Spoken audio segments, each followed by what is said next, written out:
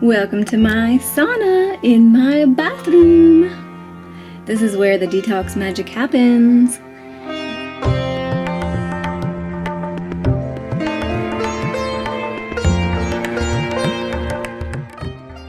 So first I'm going to show you how my sauna is set up here in my bathroom. And then I'm going to talk about what to do before, during, and after your sauna for maximum benefit and safety.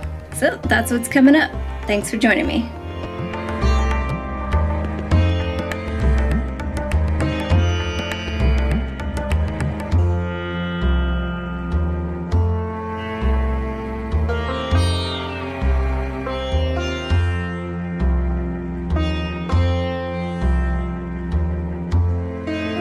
First of all, I want to say thank you to all my subscribers and everybody who's purchased their coffee and sauna supplies from my Amazon store.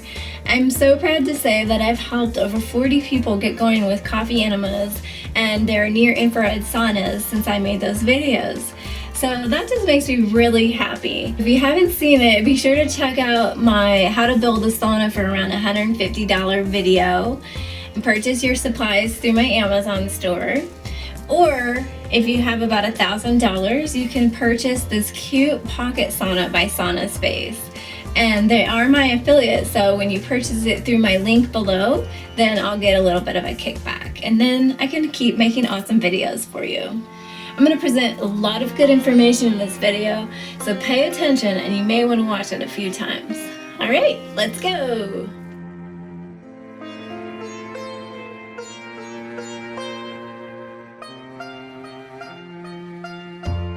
Alright, so here's how I set up my sauna in this house. I've got a basket here, and I clamped 2 of them on the back of this basket with some rocks in there to hold them down. And then the other 2 are clamped up on this towel rack. And then because the power cable, the power source was on this side of the bathroom, I had to run a cable around the bathroom and around, and then hold them onto there, and then attach it to the power cable there. And there's my thermometer. And there's my heater. Because there's a lot of leaks in this bathroom, I just cut up a shower curtain and I push pinned it to the ceiling. Since I put this extra little piece up, the sauna's getting hotter a lot faster. Most of the guidelines I'm going to present to you are taken from Dr. L. Wilson's book called Sauna Therapy. Now, if you're not convinced by now to make a near-infrared sauna a part of your regular detox regimen, after you read this book, you will definitely be convinced. It's super thorough. It presents case studies and testimonials, some research behind near-infrared saunas, and it compares different types of saunas. And then he goes through exactly what he did and what kind of healing reactions he went through when he was on a really intense sauna detox. I'm going to put a link to this book below, and you can buy it on my Amazon store. Dr. Wilson doesn't recommend heavy exercise before you get into the sauna, and that's because it engages the sympathetic nervous system, and so it impairs detoxification in the sauna. You'll want to preheat your near-infrared sauna to about 100 to 110 degrees. Now, depending on your space, this could take anywhere from 20 minutes to an hour. The ideal temperature, as written in Dr. Wilson's book, is 110 degrees. But because my bathroom actually has quite a bit of air leaks, mine only actually gets to about 105, but I still sweat like crazy, so that's fine. If you're trying to fight off any type of cancer, you're gonna wanna try to hit those higher degrees, and you wanna bring the body up 3 to 4 degrees so that you engage the heat shock proteins.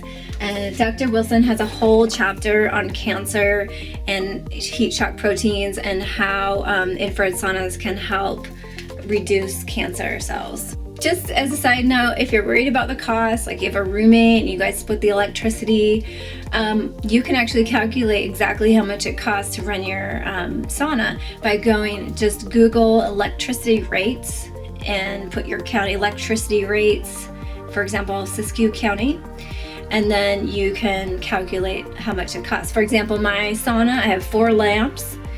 Each one is 250 watts, so that's 1,000 watts, and then my heater is 1,000 watts as well. And I heat it for 30 minutes, and then I'm in it for about 40 minutes.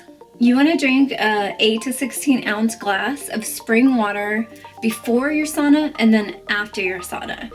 Ideally, you don't drink any water during your sauna because it slows the detox process, unless it's absolutely necessary. In that case, just don't make it super cold water. The best time to use a sauna is the first thing in the morning when you wake up, or the last thing in the evening before you go to bed. It will be most effective for detoxification when you are the most relaxed. You can eat as soon as you're done with your sauna, but you want to wait 1 to 2 hours after you eat to get in the sauna. If you're doing your saunas in tandem with coffee enemas, the ideal order is that you do your sauna first and then your enema. Now, if you want to increase your sweating, definitely do dry skin brushing. These are my 2 dry brushes. I have one for my face and one for my body. I did a little experiment and I sweat 2 times as much when I do dry skin brush as when I don't. See my dry skin brushing video about a 6-minute routine on how to do it the correct way. It's not just about brushing towards the heart. I have 4 towels. 1 on the ground, 1 on my stool, 1 for removing the sweat from my body, and 1 for after I shower. When I get in my sauna, I bring my cold glass of spring water and my timer. Alright, so if you're just getting started with a near-infrared sauna program, you want to start with 20 minutes at a time. These things are powerful and they will cause healing reactions pretty quickly. So you definitely want to ease into it. If you're weak, very ill, or very heat sensitive, you can start out with 15 minutes at a time. And over a few weeks, you can build up to 30 to 40 minutes at a time. The maximum recommended time for near-infrared saunas is 2 hours a day, but not all at once. So you would want to do 60 minutes and then rest and then do another 60 minutes later.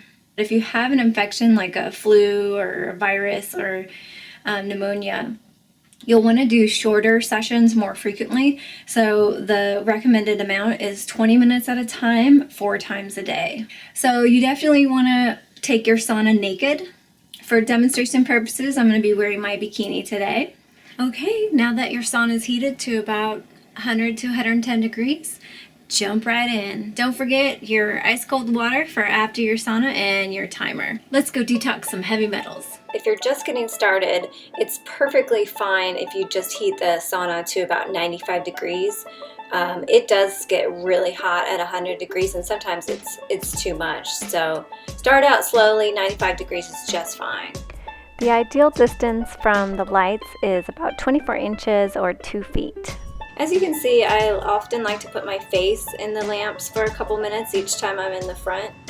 And if you open your mouth, then the light can get inside your mouth. And if you have any teeth or gum issues, this is a really great way to give them, nourish the cells and help heal anything that's going on in your mouth. If you feel a burning sensation on your skin, that's an indication that you should wipe the sweat or turn or rotate.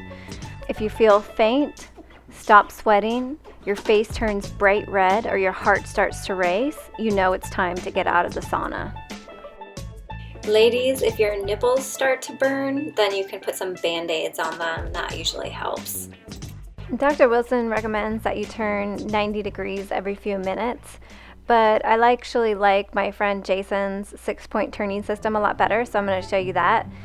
I go front for 5 minutes, back for 5 minutes, then to a 45-degree angle to the right for 3 minutes, lifting the arm over the head to expose the axillary glands under the armpit, and then switch around 180 degrees for another 3 minutes with the arm down so you're exposing the arm. And then I go front for 5 minutes, back for 5 minutes, and then 45 degrees to the left for 3 minutes, and then finish off by flipping around 180 degrees for another 3 minutes. And that's it. Alright, first thing I do when I'm done with my sauna is I turn off the lights and I turn off the heater. I drink my water. If you're sweating regularly and you don't have a thyroid issue, you'll also want to be taking kelp supplements to replace your vital minerals. It tastes so good when you're done with the sauna. And then you jump in the shower. Showering in warm or tepid water is the best for 2 reasons. The extreme cold water will slow or stop the detoxification effect, and it stresses the adrenals. If you don't have time to shower, then you can definitely just towel off. Now, don't use any chemical soaps, as your pores are really open at this point and it will absorb the chemicals. Use as little soap as possible and only natural. After you rinse off, go straight to a quiet place where you can lay down and relax for between 5 and 10 minutes. This is a really wonderful time to connect with your body and feel all the energy that's been generated and all the changes and shifts going on from the sauna experience.